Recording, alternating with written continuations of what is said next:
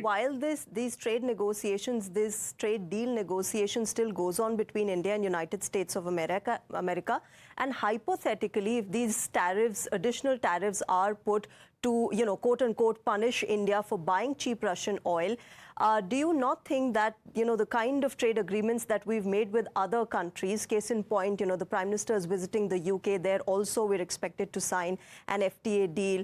He's visiting Maldives, where FTA talks will begin there with Maldives. The kind of, trade agreements that we are doing with other countries, can they provide a cushion to us? Yeah.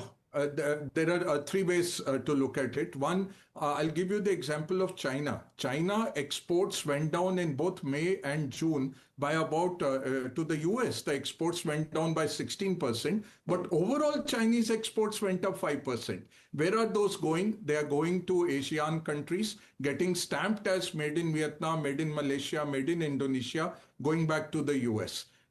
That's what our companies are also very skilled at this. A lot of our products go to UAE, they get stamped made in UAE, even they are going to Pakistan, they will go to US also as made in UAE. Okay. So we will find ways to transship. One is this. Second, it's 2% of our GDP, so it's not to be scoffed at. It is a big market for us, and the concerned exporters would really lose out. So a government will have to step in. But the big thing, what I want to put on the table, the world makes 103 million barrels a day. Russia is supplying 10 million. If that 10 goes out, your oil will be at $200. And Trump, who's trying to control inflation, will have failed very badly, because energy costs, the US per gallon will go to about $7 to $8. There is no alternative to that Russian supplies. The Saudis can raise it by about 1.5 to 2 million barrels. That's about it. All the others put together are $500,000.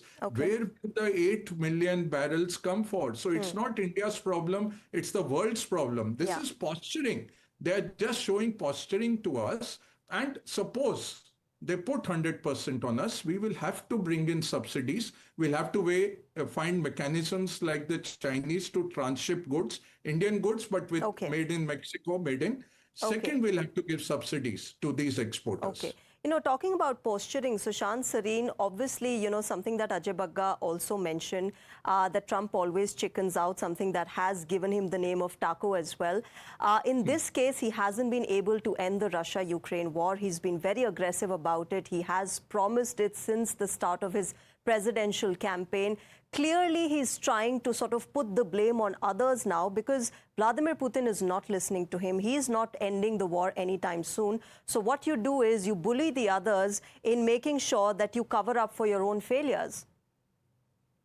That's true, but it's not going to solve the fundamental problem, which is that the world does not operate on the instructions or the finger wagging of Donald Trump, much as he would like to imagine that that's how the world is going to operate. And people should understand that other countries also get a vote the moment you start taking a step. Now, even Ukraine was not ready to forget about Russia. Okay, even Ukraine bawled at what the Americans were asking of it. And, earlier in your report, you were saying how much assistance the Americans have given. Have they given it free of cost? Or is there some kind of a payback that they expect from the Ukrainians, which is exactly what Trump was rooting for when he met Zelensky in the White House, that infamous meeting. They're trying to force the Ukrainians into signing off certain minerals, certain other things to the Americans. So clearly there is going to be a pushback from other countries.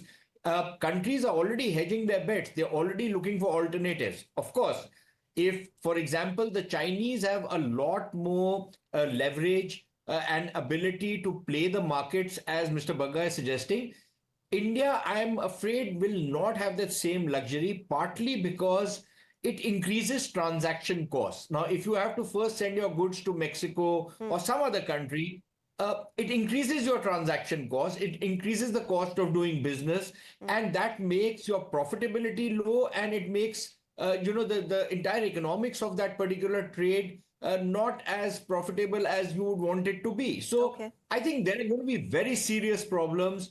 We might be able to manage some parts of the $150–160 billion trade that we are doing with the Americans, but I don't think all of it can be managed, and it will have a serious impact if it were to come to that.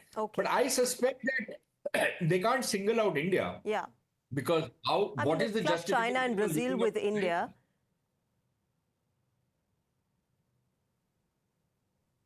No, my point is, look, if they've already imposed secondary sanctions on Iranian oil. Yeah. Okay, but the Chinese are buying Iranian oil.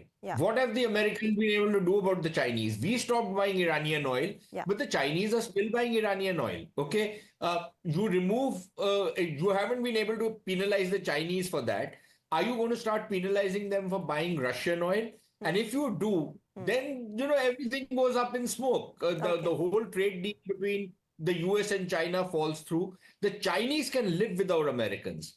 I'm not so sure if the Americans can do the same with the Chinese. Okay.